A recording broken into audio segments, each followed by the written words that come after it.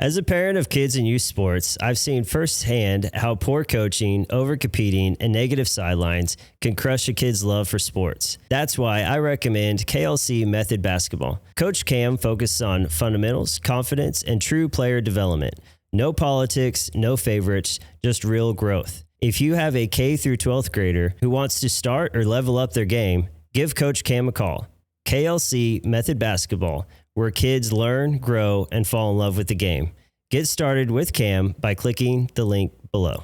On Into the Mindset, we are all about protecting what matters most. And that includes your safety and your time. Fall is just around the corner, and with it comes leaves, clogged gutters, and dangerous ladder climbs. Freedom Gutter Covers gives you a lifetime no-clog guarantee, so you'll never have to risk a fall or clean your gutters again. Let us install your covers today so you can focus less on chores and more on faith, family, and freedom to be a healthier you. Click the link below to get a free quote today. And don't forget, type in Into the Mindset to get 5% off. Welcome to Limitless Living Into the Mindset, the podcast that dives into the heart of growth, grit, and what it really means to keep moving forward. Stephanie. Hello. Welcome to Into the Mindset. Thank you for having me. I'm really excited to have you here. This is something that was kind of a last minute idea just a few months ago. We're going to have Pastor Luke Winfrey on here after you. He'll be the next episode. And I shot him a message and I said, I had this idea. I thought it'd be pretty cool to have somebody come on from your church to basically kind of speak their testimony. And I was like, do you have anybody that you think would be good for it? And I was like, within 5 seconds, he sent me back. He was like, yes, right here. Here's her name. Oh, and it worked out perfectly too. Cause I'm like, I'm pretty sure she likes just about every episode and and stuff like that. Yes, so huge fan. Yeah. She's already been kind of checking things out. So, I was like, it'd work out perfect. So I'm really excited to have you on and kind of get into your story a little bit. Awesome. Thank you for having me. I love Luke. Love everything about him, so it'll be a great conversation.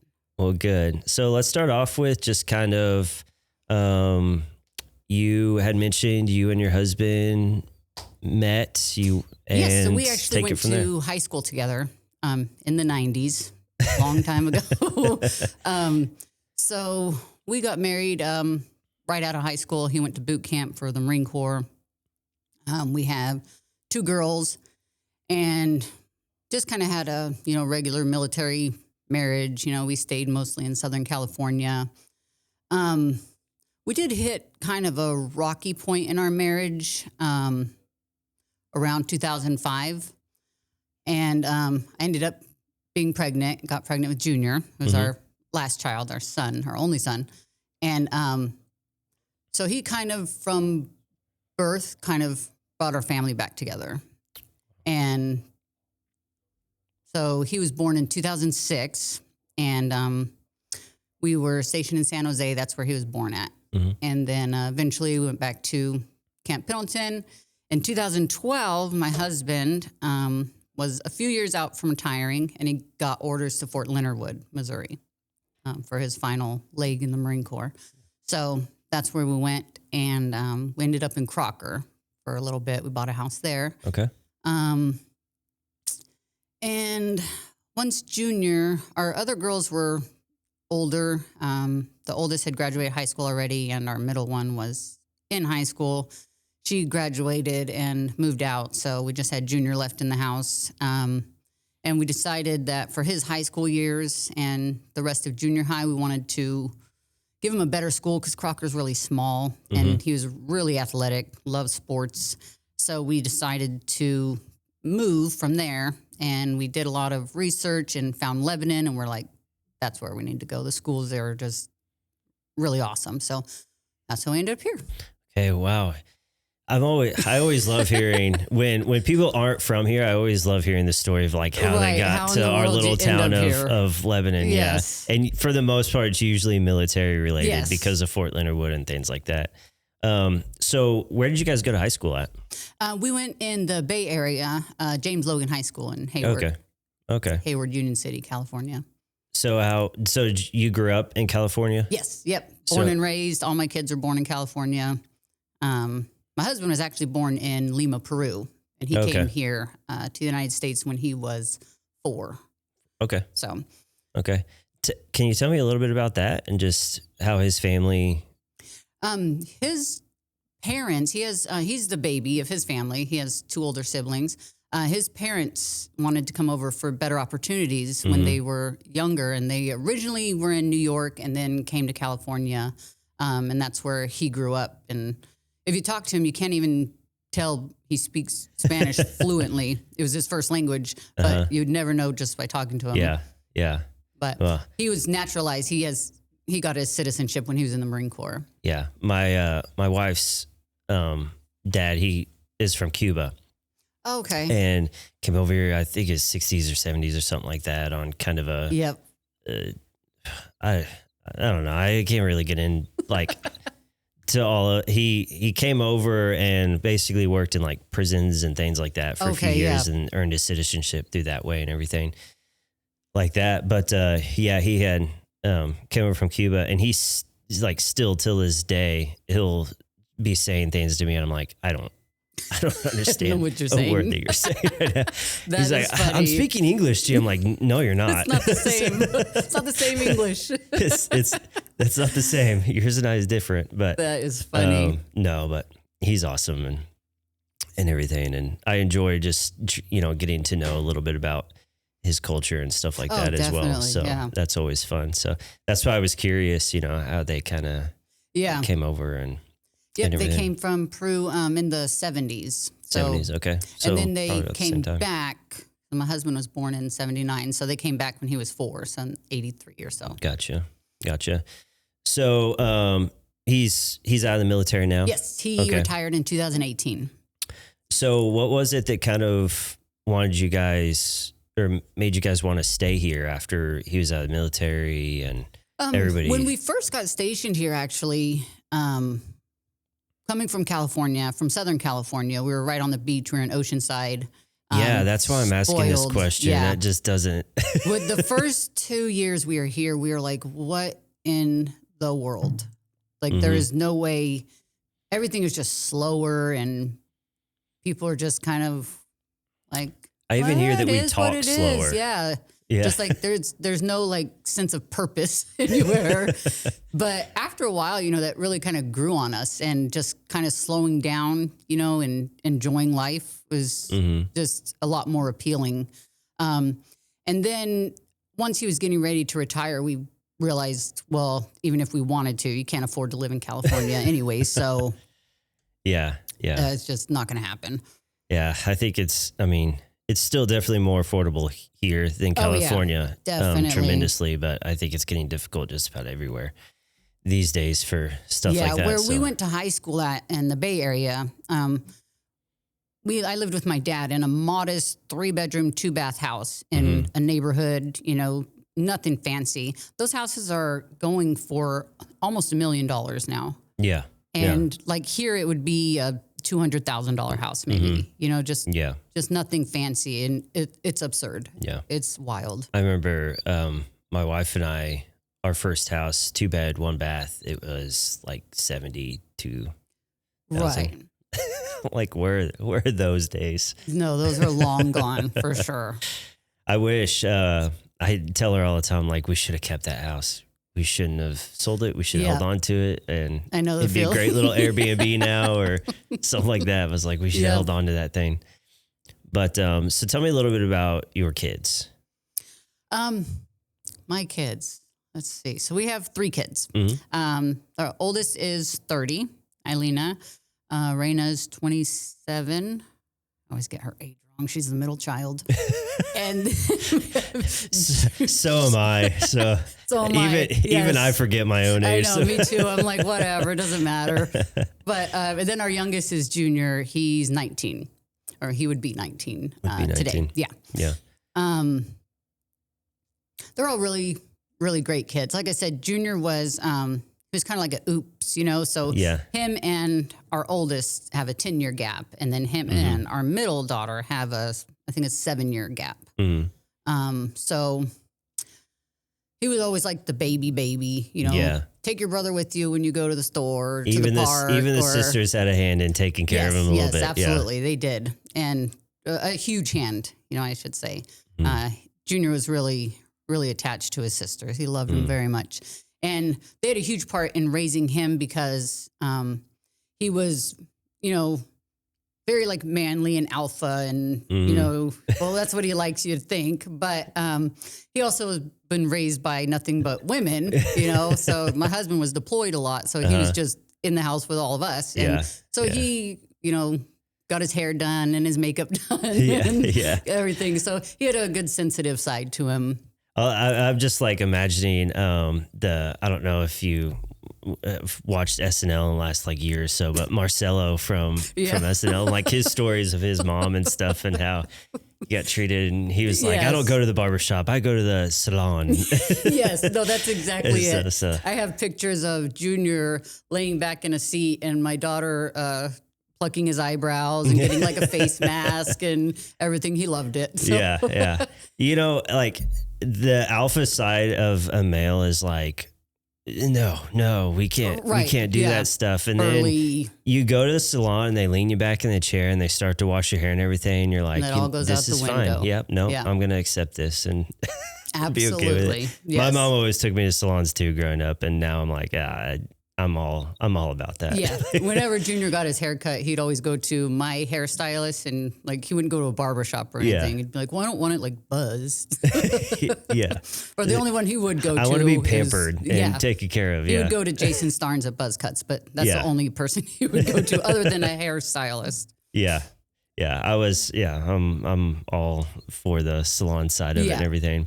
So your daughters, what have they gone on to do now? So our oldest daughter, Eilina, she is in school full-time for nursing. She's getting her RN. And she also works full-time at KVC here in Lebanon. She works with behavioral children, and she is excellent at her job. She's an amazing, amazing person. That's awesome. Something about that oldest. Yeah. She's like, has that like... My son's also of just being around for so long. And my son's in Go Caps right now, but he's on the medical side of it. So he's already talking about going and doing his nursing and all that stuff. And he's just always had that like caretaker. Different. Yeah. They're built different. Mm-hmm. She's definitely, she's been called many times like a chameleon. She can just kind of transform into whatever she needs to do and, you know, be whoever she needs to be for whatever purpose. But she's wonderful. So she'll be graduating from nursing school in about a year and a half or so. Mm-hmm. And then our middle daughter, Raina, she actually just got married in December to Jaron, our new son-in-law, who is amazing. Love him. It's rare to see the mother-in-law smile when she says the son-in-law's name. So he must be pretty amazing. I've never met anybody like him. And I thank God for him every single night. That he brought that's awesome.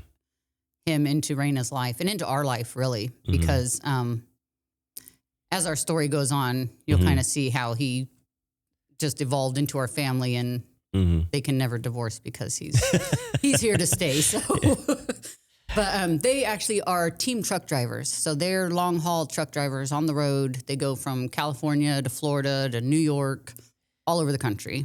Now, that is something that I've been seeing more and more often happening. Not just the like team truck drivers, but seeing more female truck drivers coming into. And she is, I don't even think she's 5 foot, maybe 100 pounds. Yeah. So if you see her driving a truck, you'll probably be like, is that legal? Because she looks like a kid, but. But I have a feeling that there's probably a little bit of sass there. Maybe. Oh, absolutely. Yeah. Jaron he's like 6 foot tall, you know, he's largest person in our family and he's scared of her. Yeah. So yeah. if that says anything. Yeah. No, I have a Latina wife and I'm scared. They can be scary. All the time. Yeah. Yeah. He says all the time, he's like, she's scary.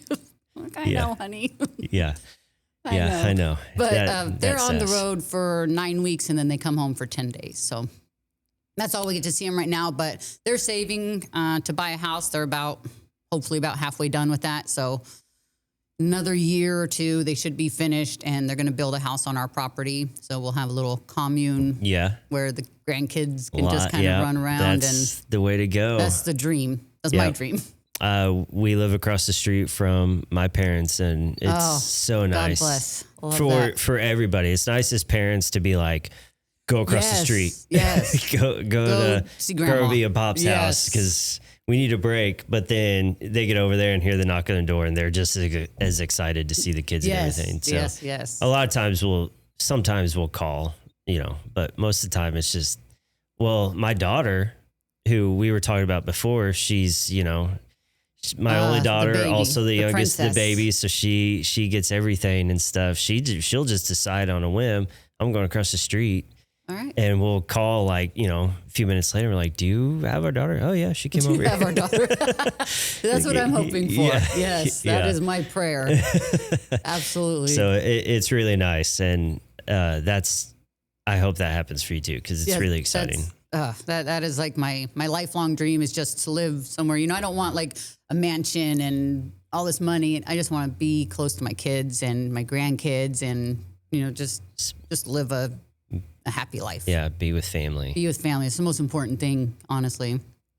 But yeah, so that's my two daughters, and then our son Junior. He actually passed away in 2024, October 5th of 2024. He was 18 years old. He was like I was saying, he's a very, very athletic. Really nothing that he touched, he wasn't perfect at. It was honestly kind of annoying because no matter what he did, you're just like, okay, we get it. Yeah. You're great. Cool. Yeah. We suck. We get it. But I would like to say he was very, very humble, but with other people he was, but with his family and his sisters, he was not. That's a safe place. That's when you're supposed to be. But he loved it. But he was a runner, a weightlifter, a wrestler, football. There is literally nothing he didn't do. Pickleball, which apparently has become really popular. Yeah. He was in tournaments for that. I said, what high school kids are doing pickleball tournaments? But I had been asked by a few friends and things like that. Oh, you want to play pickleball? You want to come play pickleball and stuff? And I always gave them the same response. I'm like, no, I'm too young for that. I'm still capable of doing real sports. I don't need to go into pickleball yet. And my brother-in-law, all the kids are doing it. My brother-in-law moved here from Florida. He was trying to get to meet people and things like that. And he's like, come play pickleball with me. It's like, all right, fine. Was it fun? It's an actual sport, guys. It's not. It looks it's not exhausting. as easy as it looks. Yeah. I've seen pictures of when Junior, when he was playing, and he was just sweaty and he was getting a workout. Yeah. So. And when we first started, we were playing more like tennis, where we're kind of standing back away, and so it involved a lot more running and things like that. But then as we started playing better people than we were, we realized that, you're supposed, you serve and everything, but then you scoot up and you kind of volley closer to the net. And I was like, oh, that's even better. We don't have to run. We just stand there.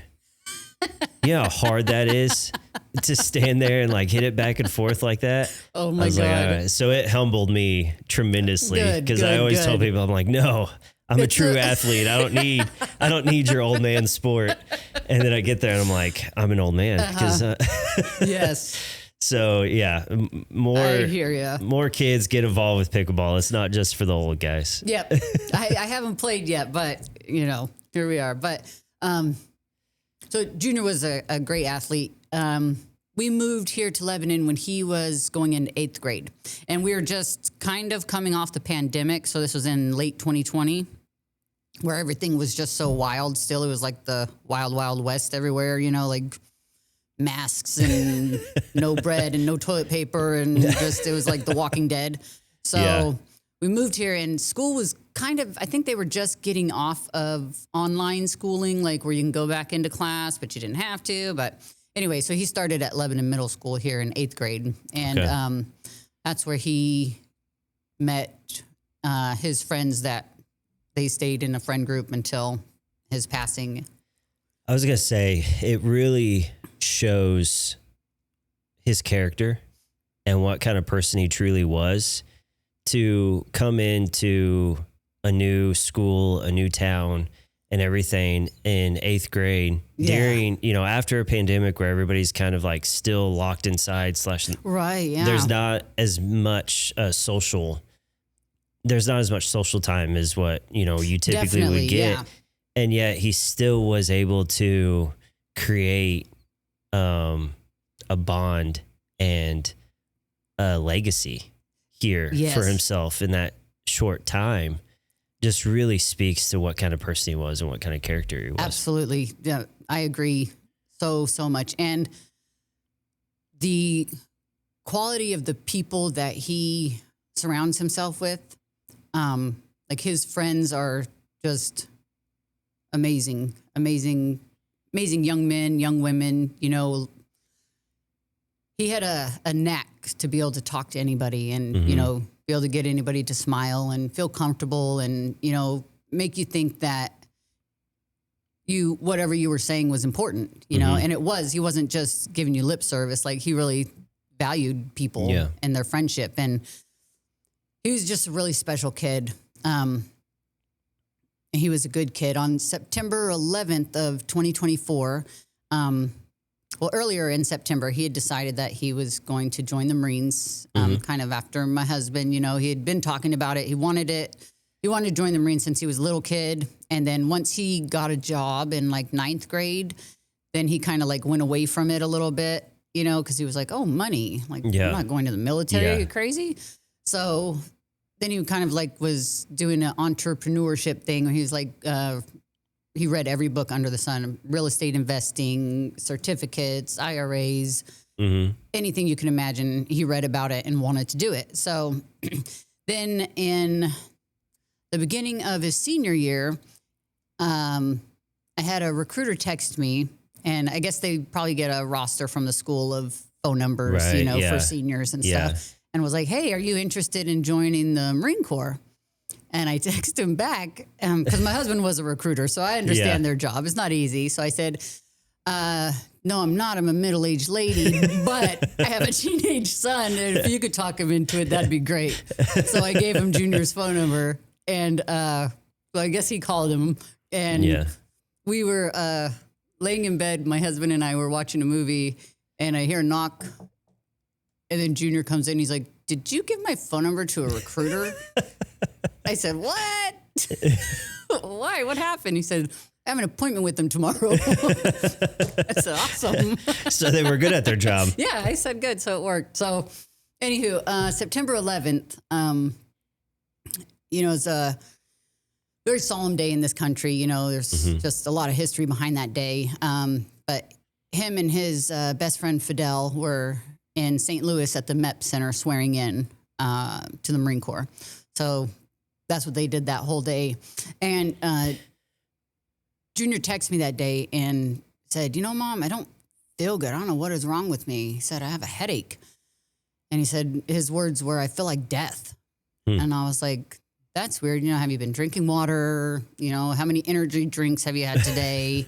Blah, blah, blah, blah, blah. And he's like, no, I haven't done anything like out of the ordinary.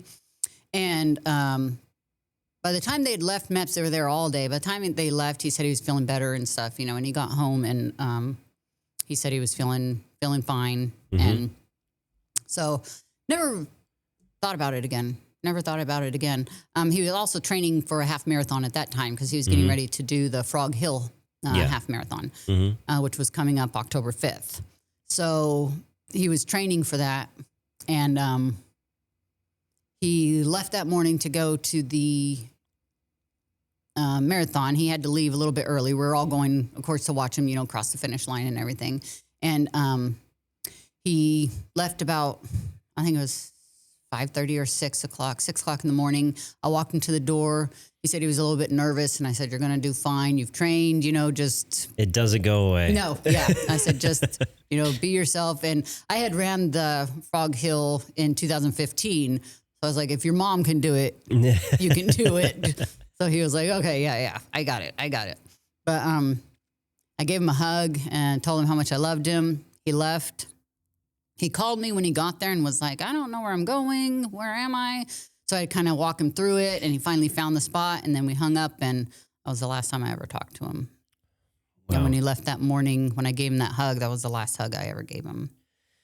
So we'll definitely get into that side of it, but I want to back up just a little bit and talk about he was a weightlifter. Yeah. Wrestling, everything that you had kind of talked about. What would you say kind of drew him into running? I think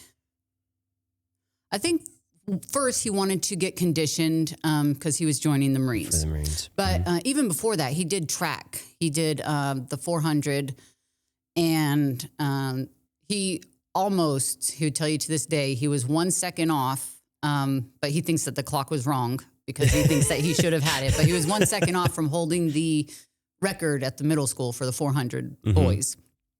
Anyways, he doesn't have the record, but he almost did. But he does still have the record at the middle school for push-ups. So hey, so yeah, there so you he's go. still holding on to that one, unless someone's beat him. But they hadn't last time I checked. Yeah. But he was just, I think, since it was a little more out of his comfort zone because he was a weightlifter and football and stuff, that he just challenged himself. He was like, I'm not that great at this, so I'm going to get great at it. We're finding both weightlifters and runners. We were years ago. We were supposed to be like enemies. Right. Yes. Yes. Weightlifters, no, we don't run. It takes away our bulk whatever. Yeah. And then runners, it was like we can't lift because then we'll be too heavy, or we'll be slower, or it'll cause injury or whatever. And now, thank goodness to science and all these things, as runners we're realizing we've got to have that strength training to make sure that we don't get injuries and things like that. And then as weightlifters, it's like, oh, we can do the cardio as well because it's just healthy really for us to do. It's good for our cardiovascular system and everything. Yep. So that's kind of why I asked, because it has been rare in the past to see a weightlifter transition into running marathons and everything. But now it's becoming more and more common. Yep. And I feel like Junior was kind of one of those where like he was kind of trailblazing that, kind of like stepping into it as with the generation that he was. I think the older generations have kind of started to like come to this and everything, but the younger generation was still kind of like, no, I'm a weightlifter. No, I'm a runner. Yeah. And, to see him being like, I'm going to do both. And I'm going to be good at both. And I think he definitely saw the value in both, and they're just both very useful, very healthy, and his motto on his 18th birthday, he got a tattoo, actually the same tattoo that I have. My husband has it too. We both got these after he had passed away, but it says me versus me on it. Yeah. And he was just constantly always saying that, I'm not in competition with anybody else, Mom. I just got to be better than I was yesterday. I just got to be better. I got to do better. I got to run faster, save more money, do more things, And I feel like that attitude is why he was good at everything he did. Yeah, exactly. He put in the work. He did. Yeah. He did. Yeah. Talk a lot of smack, but he definitely worked for it, Yeah. Not everything came easy to him. You don't have to be humble at home when you've put in the work. No. And you don't have to be humble in that safe space of yours. He definitely wasn't. So let's get back into that day. So he was doing the Frog Hill. He was doing the half. Yes. And this was his first half marathon. First half marathon. Yeah. He did a lot of, like I said, like ran the 400. He put in a lot of miles training for the half marathon. He was doing 8, 9, 10 miles. A couple times a week. So he was ready for it. He didn't just walk into it and go try to run it. He trained. Right. And he told me his goal was a sub 2 hour half. And I was like, it's kind of a hefty goal for a first time half marathon, but he was like, I know, but I can do it. I said, okay, son. Yeah. I know you can. It's going to be hard because you basically have to do 8-minute miles for 13 miles. So, but he sure the heck did cross the finish line at 1 hour and 57 minutes and 27 seconds. Yeah, which, I didn't know you guys. I didn't know Junior. I didn't have any connection with you guys until I heard what happened. Right. With everything. And what was crazy to me is I had ran a half marathon. I did the St. Louis Go years ago with my brother and one of our friends. And that particular day, is hot. It's really hot. Yeah. And I remember running and thinking, we shouldn't be running. Right. This isn't right. It's hot. And seeing people getting medical attention right. during the race. And I mean, there was one point where I had to jump over someone because they fell right in front of me. Yeah. Which isn't like, it is, I'm not going to say it's common, but if you've spent pretty much your whole life running, you are used to kind of coming through the finish line and somebody just falling, right there and things like that. Exactly. But you're not used to it in the middle of a race. And I remember getting done with that. And I was at the time I had been strength training. So I had taken a break from running. I had been doing a lot of strength training to help prevent some injuries that I had occurring. And my brother kind of was like, is one of those things out of the blue that was kind of like, hey, I want to do this and everything. Okay, and we kind of perfect. planned it. So I wasn't in my best running shape, but I wasn't out of shape either. And I knew how to run these things. I'd been running for a long time. But even then, on that day, even I came through at 1 hour and 57. Wow. So when I saw... That was your time? I'm pretty sure... I couldn't look back and know, but that's the time that I have told everybody. We're sticking with it. Yeah, for sure.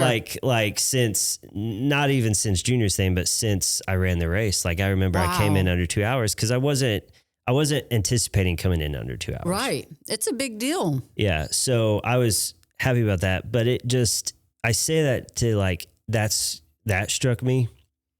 But what's crazy with our world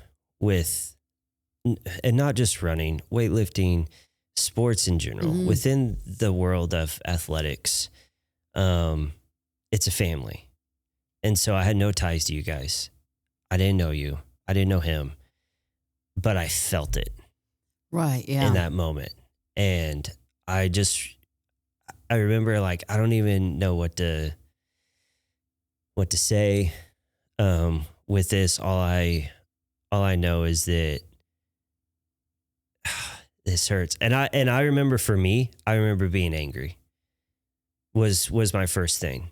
I think it was my son that had told me about it first. And I shook my head and I said, they shouldn't have been running. Mm-hmm. They shouldn't have been running. It was too hot. Why did they run? Why did they do that? And the truth is, it wasn't, I would have ran too. Right. It was in October. I mean, it was fall, Yeah, you didn't think it was going to be that hot. Yeah. And in the end, I don't even think that had anything to do with it. At the end of the day, what we ended up finding out happened was at some point he had a brain aneurysm.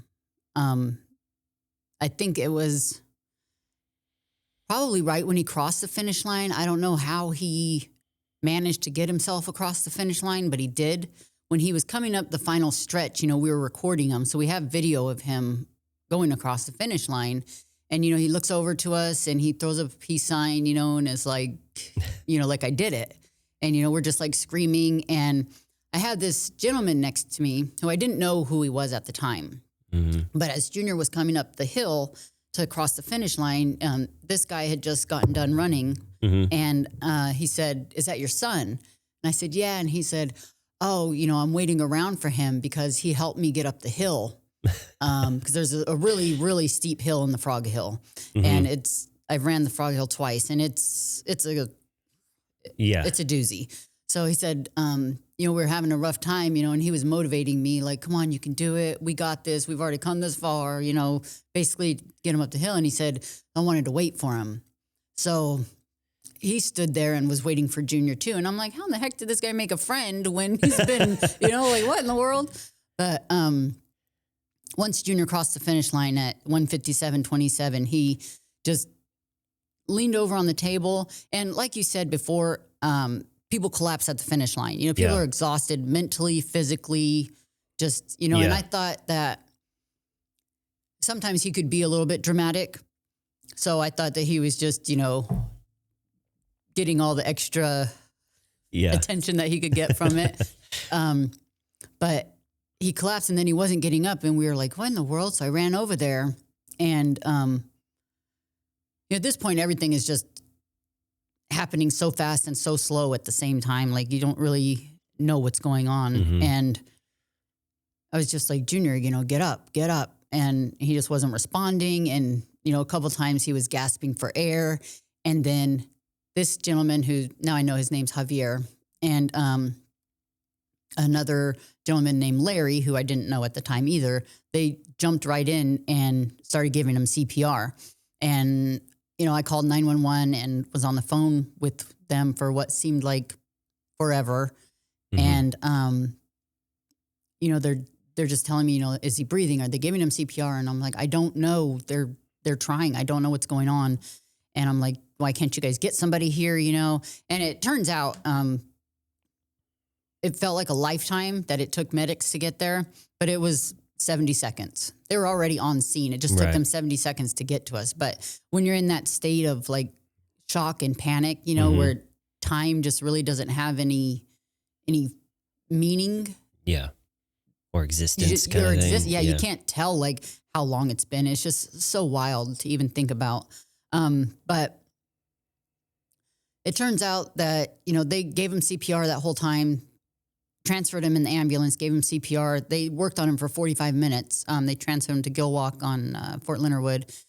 And, we met him up there, but he never regained consciousness. He passed away at the finish line of the Frog Hill that day. What we learned from the autopsy, because we didn't know, what happened. We were like, was he dehydrated, overheated? Like what in the world could have possibly taken an 18-year-old who's in the prime of his life, the prime of his health, like mm-hmm. never a health issue ever. The only thing he ever done is cracked his hand in wrestling before, or something related to sports, never anything, no real health issues.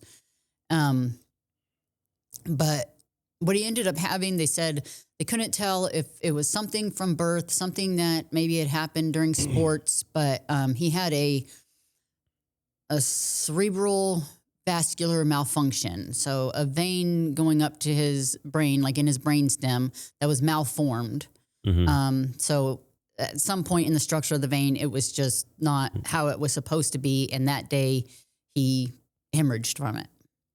Like it wasn't strong, it busted, and mm-hmm. that's what happened, which still never made any sense to us because I'm like, he has put himself through so much, his body through so much stress and, pressure. And I never understood why that was the time, the exact moment that, God chose him to go home, but that was it.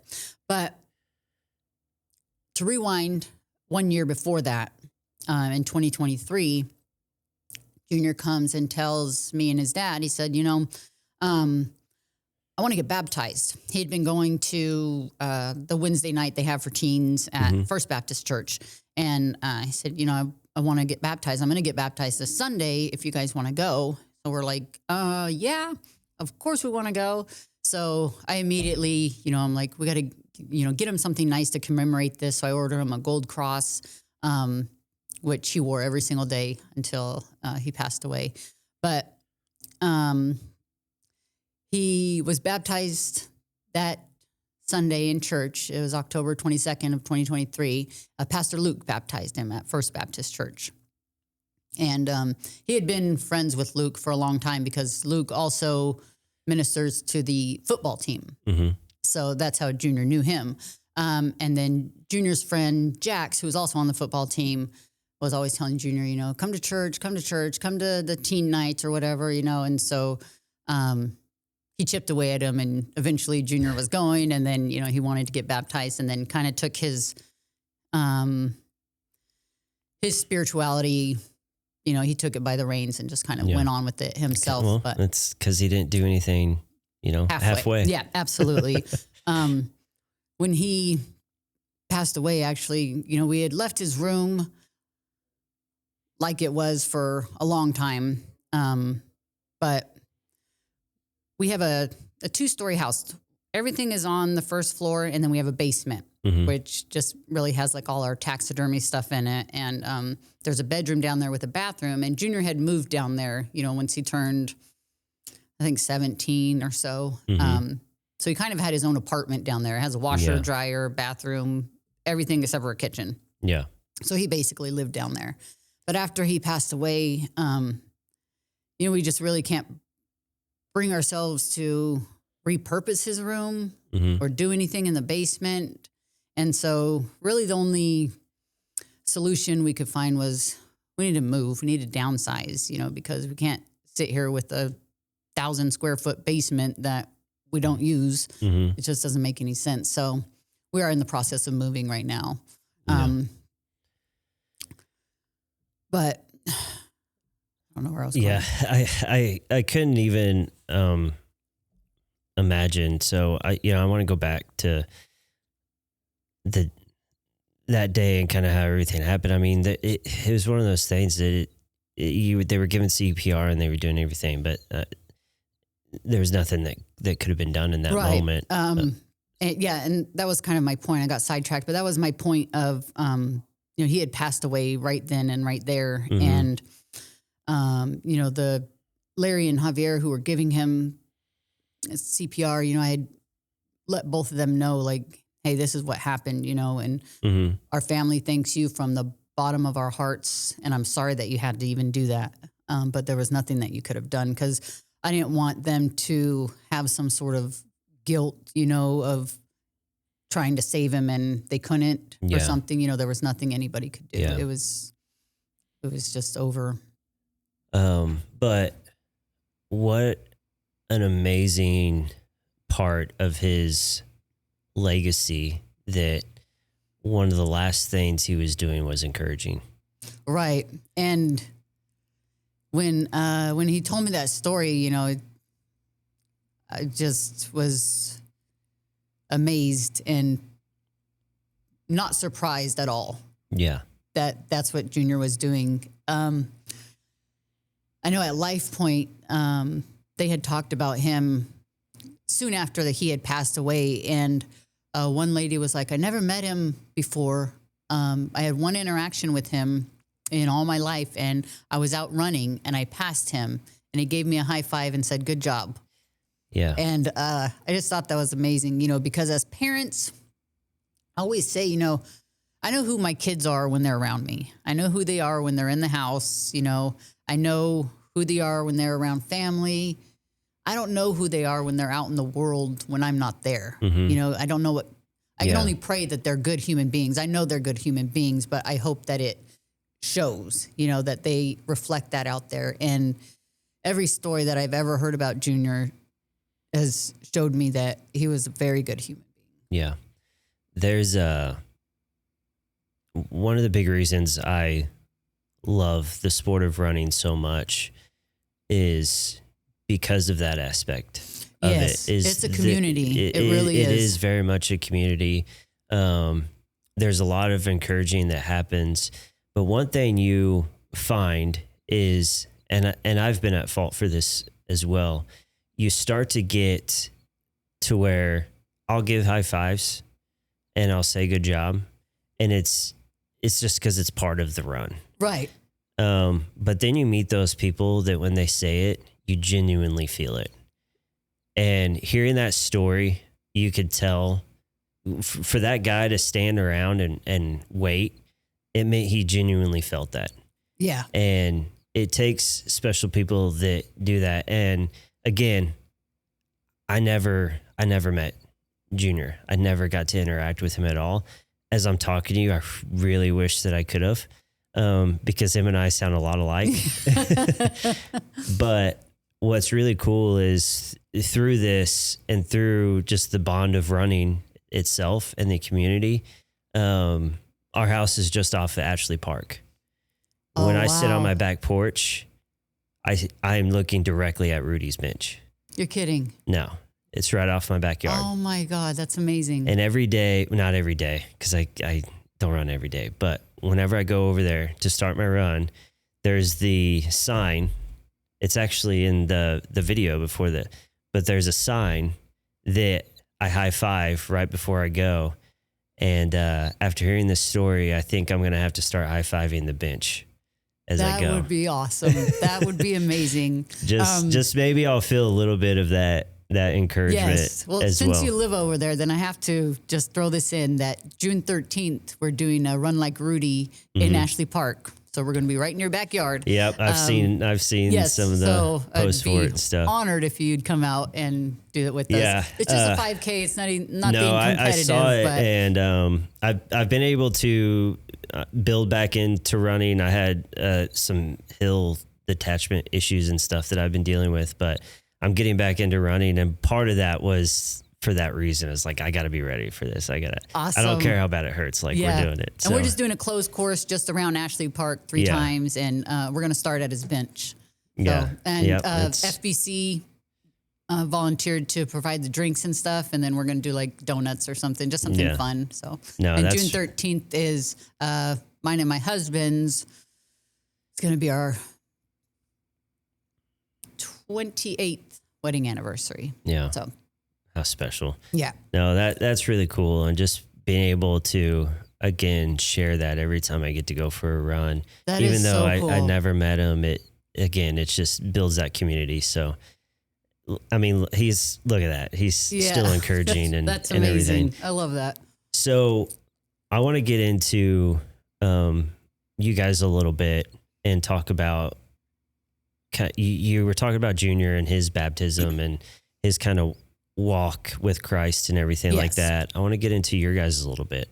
Yep. Did you grow up within the church, or? When I was younger, so my parents divorced when I was young, and my dad, he did go into the church directly after that. He was a big part of church with the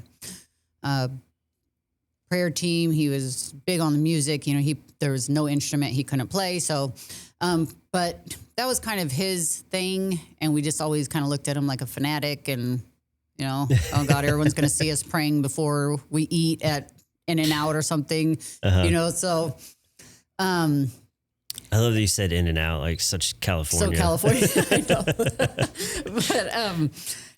But me and my sister just kind of like, we went to church because we had to, you know, but once we came out here, we took the kids to church when we could, here and there. We weren't real, you know, serious about it or intentional with it. But once we moved to Lebanon, we never found a church. We just kind of, you know, sank into our roles here. And well, there's not very many churches around here. Right. So Very hard to choose from. So there's literally one at the end of our street. Yeah. We could walk to it. I think there's one at the end of every street. So, but, so when Junior told us that he was getting baptized, we were like, okay. So that was really the first time we'd been in a church in Lebanon, was going to First Baptist Church to watch his baptism, which was really special. And it was just amazing seeing him up there and talking to, you know, Pastor Luke, and, you know, him and Pastor Luke had a really special bond. They were good friends. And so I thought that was, you know, really special. And then, after that, you know, I'd never really seen Pastor Luke again until the weekend Junior passed away. And I seen him and I said, oh my God, that's the pastor that baptized Junior. You know, and I went over to him to give him a hug, you know, and I was crying and he was crying, you know, and he was just like, I'm sorry. And I was like, I'm sorry. And from that second on, though, I just immediately felt a connection with him. Mm-hmm. You know, I felt like, I don't know if it's like part of Junior or just something like connecting us to Pastor Luke. So he stayed with us through all those first days of how do we navigate this? You know, how do I work with a funeral home? I've never done this before. How do I get my son cremated? How do I get his stuff back? How, you know, there's just so many things that you just aren't ready for with one of your kids. Yeah. But Pastor Luke did all that with us. He went to the funeral home with us. He sat down. We made a plan. We planned the funeral. He resided over it. And he just did everything for it, you know, and came to our house, you know, and counseled us and helped us. So for the first time in, 15 years, I was seeing some of my family flying in for Junior's funeral. I hadn't seen a lot of them in a long time. My mom, my older sister, my little brother, and my little sister drove out here. She is a champ. She drove from California, from Sacramento to Lebanon 3 times. Wow.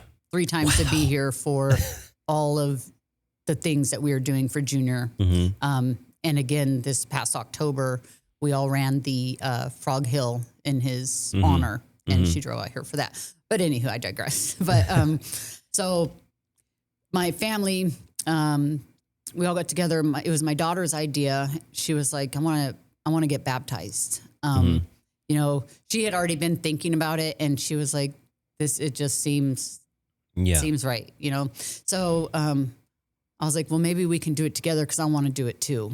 Because at this point, I'm still not like, I don't know. I was just in such a stage of grief that the only thing that's on my mind is that I have to be able to see my son again, you know? And I don't know if I was thinking like maybe faking it or something, but you know, if getting baptized is the way to do that, then sign me up because, you know, I want to be able to see him again. You know, it's just, so my 2 daughters, Elena, Reina, myself, my sister, Shannon, my brother, Stephen, my nephew, Jonathan, and my other nephew, Jalen.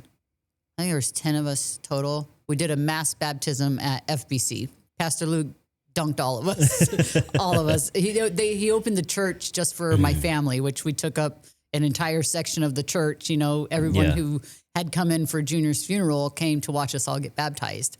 And just that feeling was pretty amazing, you know, because my brother and my nephew, you know, they're not religious. You know, they just hardworking American guys that are just, you know, but to watch that, I was like, wow, this is really cool. So not only am I going to be able to see Junior, but I'm also going to be able to see other parts of my family, you know, that I just never really thought about. I have to pause for a second and kind of reflect on this a little bit. Junior was successful at a lot of things. You said he never did anything halfway. No.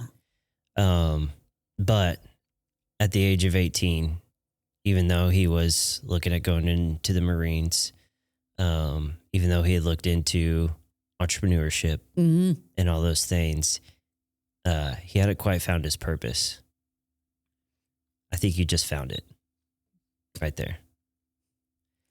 How powerful is that? You know, I thought about that before, and it's just such a hard thing to come to terms with, you know, that I was so mad for a long time, like, you know, God, why would you take him away after 18 years? You know, what's the point? But then, you know, after a little while, I was like, thank you, God. Thank you for those 18 years, because not only myself, but my daughters, my sister, my brother, my nephews, everyone are better. everyone's better for having known him, for having been a part of his life, for having, carried on his legacy. And, I'm not bitter anymore about why would you take him away? I'm more thankful that we ever had the chance, and that we're so just blessed and honored to be his mom and to be his dad and to have him as a brother. And, he really was the highlight of our family because he was the baby, and, everyone treated him like the baby. He was spoiled and rotten. And there was never a day that he didn't know it. When he was getting up for school in the morning, he didn't wake up to an alarm. We'd go in there. I'd have a recorder. My other daughter would have like a harmonica. We'd sing "Good Morning to You," and he'd be like, "Get out of here!" Typical teenage. But that's how we woke him up in the morning, and that's how we lived our lives all the time with him. Yeah. He's such a joy to be around. And we'd be in the gym working out, and I'd be running on the treadmill, and he'd come over and just be like, "Hey, Mom," and he'd start talking to me, and he'd be pressing the incline, not the incline, but the speed up. And I'd look down, and I'm over here sprinting, and I'm like, "Junior, I'm gonna fall off and break my neck." And he's like, "You could do more. You could go faster. Come on." I have a few clients that I've done that to in the past. So I'm sure like having PTSD after you saying that, like Colin used to do that right after you'd be like, one more rep. Yeah, no, it was always one more, a little faster, a little harder, a little more. Mm-hmm. But, I'm a runner too. So I do running, and I'm always picturing, when I'm running, I have Junior running next to me, and he's like, just one more mile, just, one more lap, one more this, one more that. It's not that hard. You can do it. So if you had the opportunity in some, way, heavenly way, Junior was able to speak to you, what do you think he would say to you?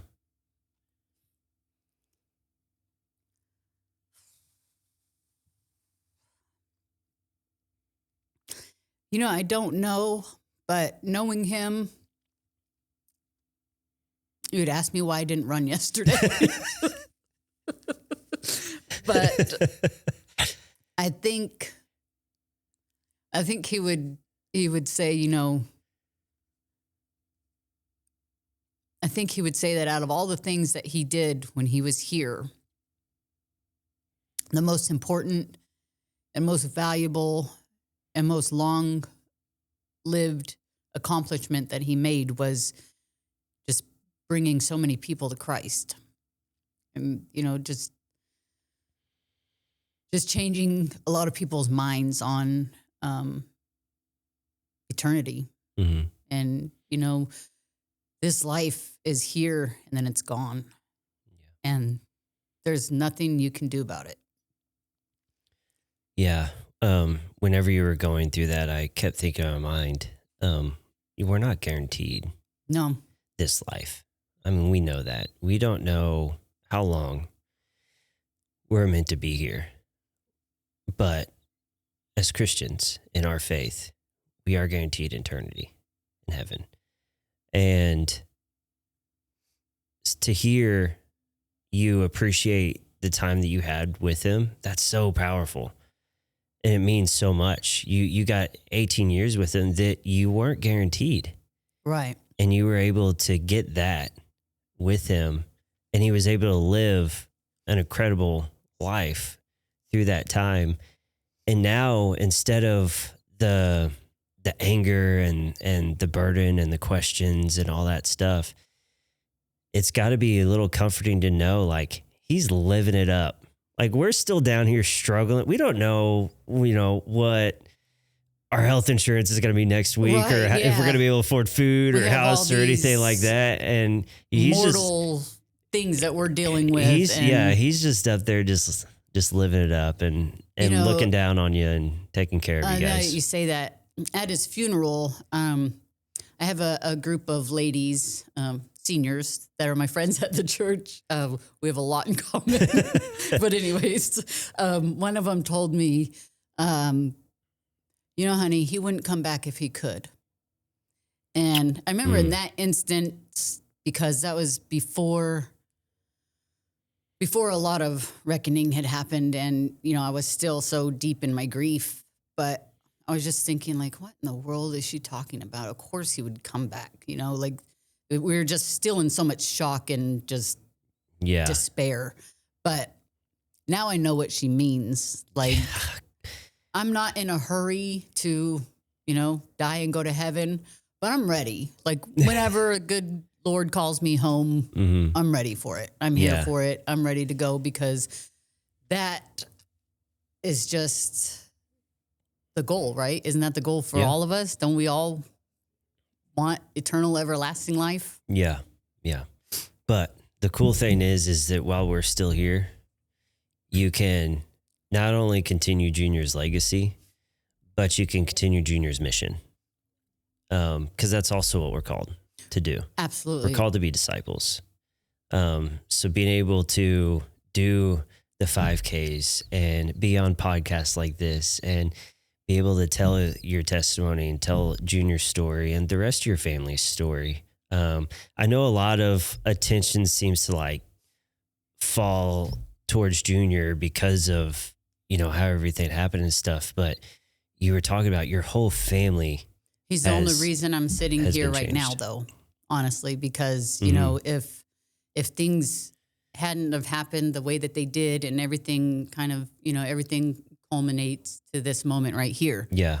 If it wasn't for my son, I wouldn't be saved, you know? Right. The only way I could challenge that a little bit, just a little bit, is after hearing you talk about Junior and who he is and everything, I probably would have had him on the podcast.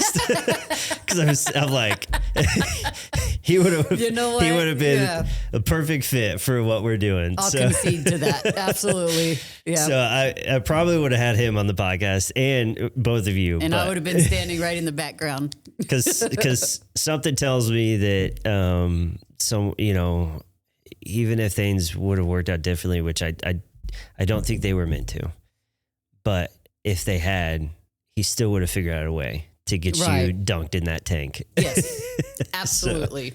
So yeah, he probably would have been on here, because he would have helped us. We were just talking about it before I started the show with our Instagram. He would have been that younger generation that would have helped us. Oh man, he would have been all on it. You know, when we were packing up his room, you know, it's a real hard thing to do. You know, no one ever tells you how you're supposed to do something like that, you know. Yeah. Put your son's life into a box, you know, and when we were doing that, you know, he had a desk down there and a computer and, you know, everything that he bought all that stuff himself. He bought a gaming PC, which he was so mad about because our internet was so terrible that he could never play his games and they'd always lag and all this other stuff. But his Bible was open to Leviticus. We'll have to insert the Ozark fiber tag like underneath. For sure. We have Starlink now, so he'd be proud. But his Bible, you know, was open to Leviticus. He was reading the Bible from front to back and highlighting.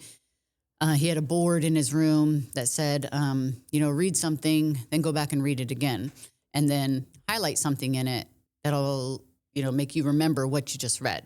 Yeah. And he just had all these little life hacks that he used. And me, as, you know, older lady, I'm like reading this stuff and I'm like, where in the world was this stuff when where did this wisdom come from? Who is this? Yes, like who is this guy? But he's just so just wise beyond his years, you know. And when he passed away, he had CDs through the bank that he was investing in. He had his savings account, obviously, and you know, just I wasn't even that smart in my 20s, much less 18, not even in my 30s. That's part of why we have the podcast, is to help like people learn those things like that. And it was like, it came naturally to him almost. Yeah. And I'm like, and he didn't get that from us. We've always been, paycheck to paycheck family. My husband was in the Marines for 20 years. They're not, known for making these we just have the survival wages. instincts, not the plan ahead instinct. Right. But I also instilled in Junior, and all my kids, all their lives, you have to be really careful with money, because some people, are so poor that all they have is money. Yeah. There's a lot of other things to life than money. Yeah. And Junior got that. And I wanted to mention that as much as there are things that do come naturally to our kids and things like that, and we can't take credit for everything, but you and your husband and your family need to know, like, it's our job as parents to make sure our kids are better than we were. Right. We want to raise kids that are better than we ever were. I know that that's something that I pursue. And absolutely. I know that that's something you guys pursued. So give yourself a little bit of credit for who Junior was and the person he had become. Because kids are always watching. They are. They're always learning. And he saw what seems like all the good things that you guys were able to offer him. And he was able to kind of throw away, any of the bad that came along the way, because we're all human. Yeah. But he was able to take the good. So give yourself a little bit of credit for that. I appreciate that. Thank you. Of course. I know that this would get to be a heavy podcast. I think everybody kind of had the feeling in there, because you're the first guest that they were like, where do we put the Kleenexes to make sure they're... Yep, I said right here, please. But it just shows, again, the character and the type of person that Junior was. It should never be easy to tell these stories, but I think with Junior, it's never going to be easy for anybody. Yeah. Like I said, I never met him, and I still get emotional because we're kindred spirits as runners. I mean, absolutely. We have the bond through that, and then hearing more about him and stuff just kept reminding. Are you sure he wasn't a middle child? I know.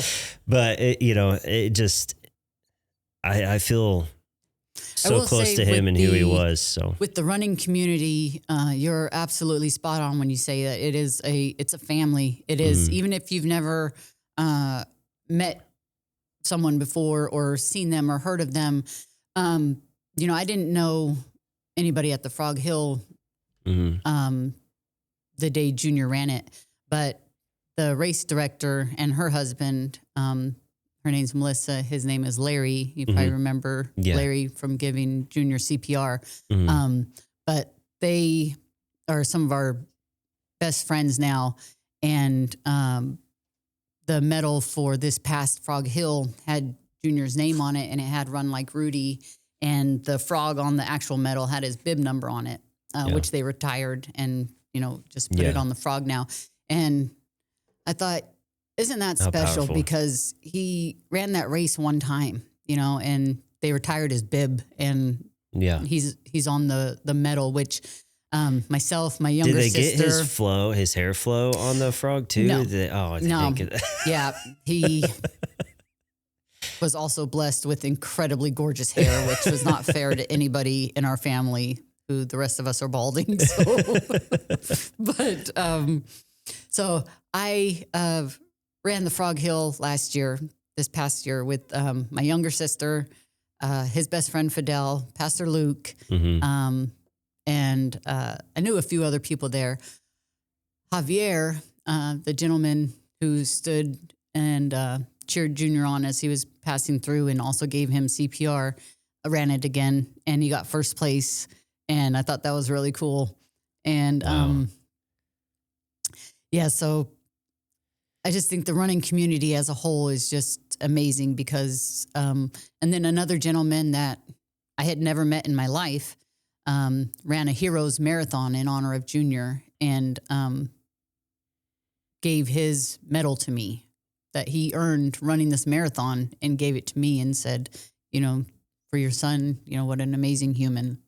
Yeah. And I just thought like, there's just such amazing people still on this planet. Yeah. Well, and your son was one of them. Absolutely. Absolutely, he was. Yeah, which is why we could see in a world that's so divided and so full of hate and everything right now, your son and the people that you're talking about are those little glimpses of joy, little glimpses of hope that we can still see in this world and still keep us moving forward. It's a big reason why I run. It's therapy. Yeah, it's therapy to me. I say it all the time, but running has saved my life. Same. Many times. I don't know where I would be without it. And it's not the action. It's a lot of times the community, a lot of times the people. Yeah. And just the feeling that you get going out on a run after a really hard day where you feel like the world just hates you and getting that random high five from a stranger that's just out there that doesn't know you. Right. Yeah. Just in passing. And you're just lifts you back up. Wow. And Rudy was one of those. Yeah. So what an incredible legacy that he has left behind. What an incredible mission you guys have going forward with it. And now that we've been able to sit here and I've been able to learn more about your family, more about Rudy Jr. and everything, I'm looking forward to being a part of it any way you guys would love me to be a part of. Awesome. If that means showing up for a 5K in June, I'll be there. You can walk, run, do whatever you want. There are no rules. But just know that in the running community, we are a family. Yeah. And you guys are a part of our family, and you will always be a part of our family. So if you need anything ever, your running community, your running family is here for you. We appreciate that so very much. Junior was an amazing kid. The impact that he has left on everybody, I still get messages from people telling me how he has affected their lives or that, they are trying to be more in a me versus me mindset where, they can do something better, be better, try harder, push yourselves a little bit.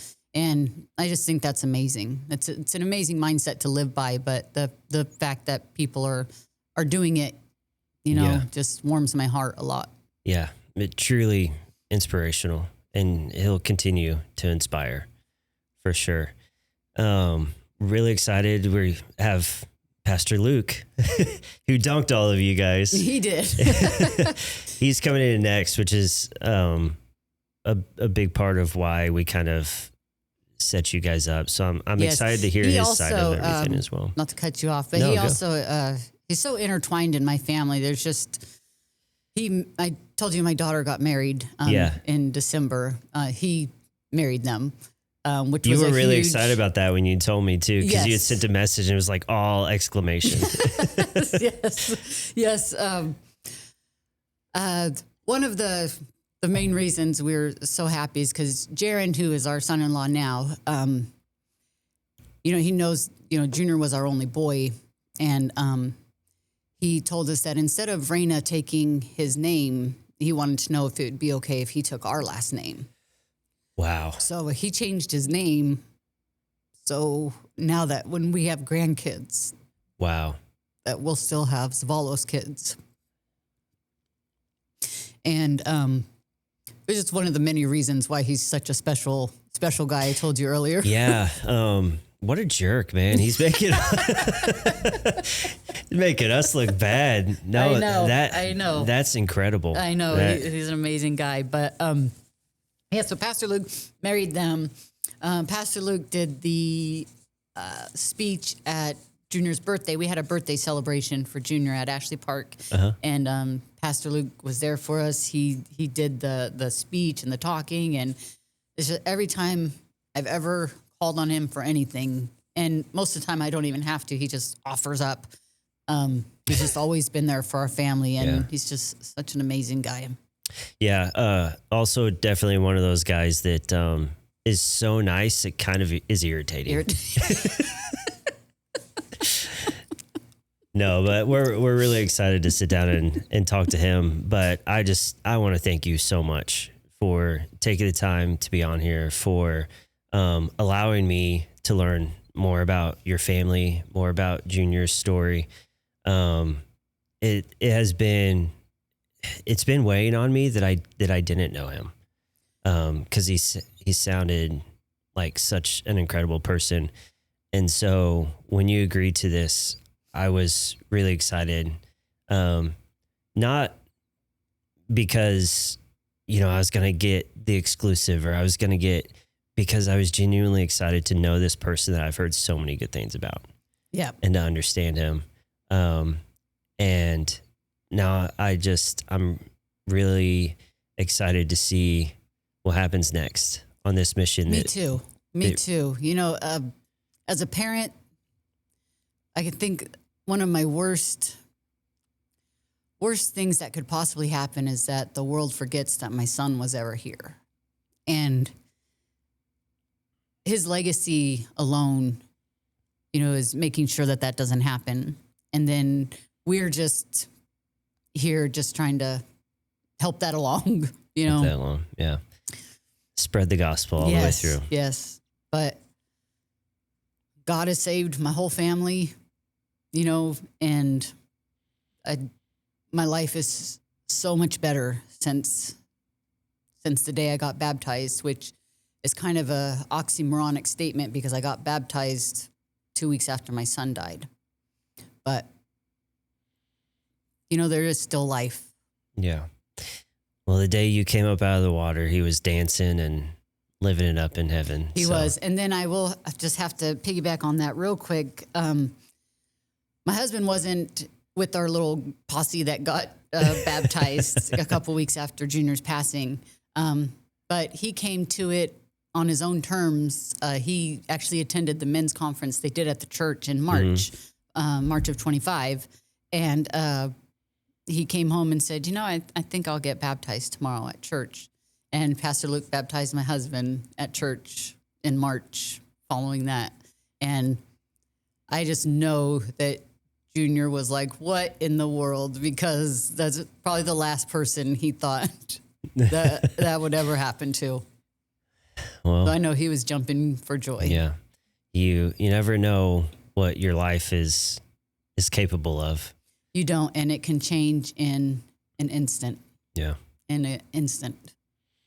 Well, again, thank you so much for coming on. Thank you for being vulnerable with us and sharing your story. I'm really excited to be on this journey with you. So yes, thank you so much for having me.